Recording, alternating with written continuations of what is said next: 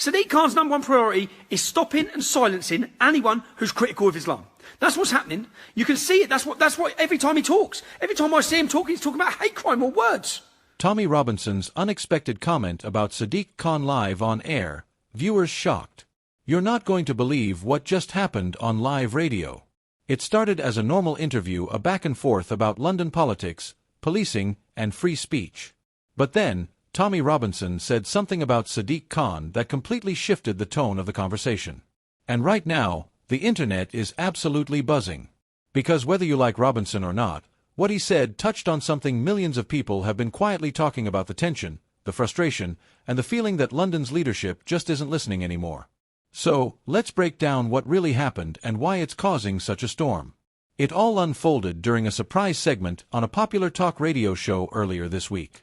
Robinson, who's known for being outspoken, was asked about his views on London's current direction under Mayor Sadiq Khan.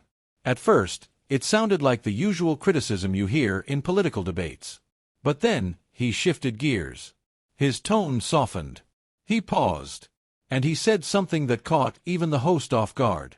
Robinson said, "Look, I don't hate Sadiq Khan. But I do think London feels like it's drifting. People don't trust anyone in charge anymore. It's not about race or religion, it's about leadership." And right there you could hear a pin drop in the studio. It wasn't one of his fiery rants. It was calm, measured, almost reflective. The host asked him to clarify, and Robinson continued, saying that ordinary Londoners are tired of slogans and want someone who actually understands their day-to-day lives. Now, to some, that might sound like a rare moment of reason. To others, it sounded like a calculated rebrand, an attempt to sound more mainstream.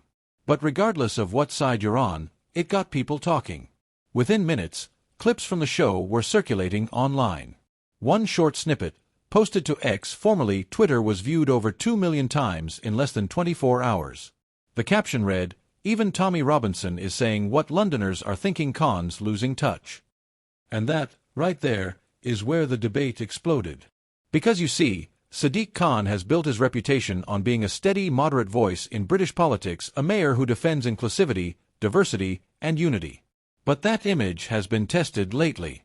London is facing rising costs, increased youth crime, and public frustration with policies like the expansion of the ultra-low emission zone, known as ULEZ.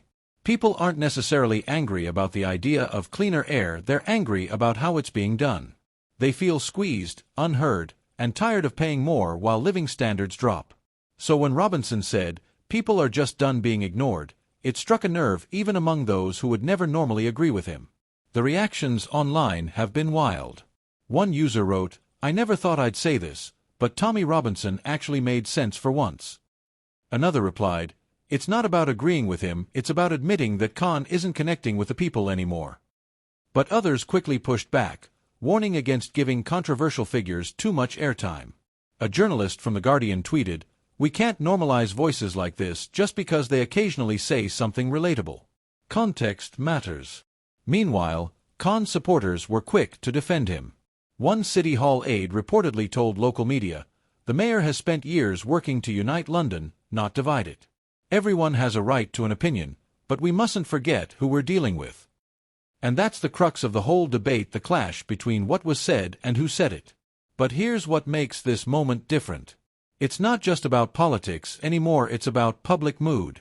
Londoners across every background are exhausted by constant political shouting matches. They want safety, affordability, and leadership they can relate to. Robinson, intentionally or not, tapped into that fatigue. He spoke in plain language, no jargon, no PR spin, and that's why it resonated. It's the same reason why figures like Nigel Farage or Susan Hall often trend after interviews. They speak directly, sometimes recklessly, but in a way that feels real. And whether you support Khan or not, even his allies are beginning to acknowledge one uncomfortable truth. He's struggling to connect emotionally with everyday Londoners. Now, let's be fair, being mayor of London is no easy job. Khan has navigated terror threats, a pandemic, a cost of living crisis, and national divisions that go far beyond City Hall. He continues to champion causes like affordable housing and climate action, and many of his supporters believe he's done well under the circumstances. But perception, especially in politics, is everything. And right now, that perception is shifting. Robinson's unexpected comments, whether genuine or strategic, have opened up a fresh conversation about leadership, connection, and accountability in the Capitol. So where does this go next? That's the question everyone's asking. Will Khan respond directly? Probably not. His office tends to avoid giving oxygen to controversial commentators. But behind closed doors, you can bet his advisors are paying attention to the reaction.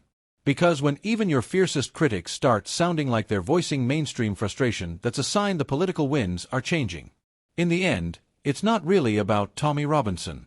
It's about what his words represent: a reflection of growing unease among ordinary people who feel left behind.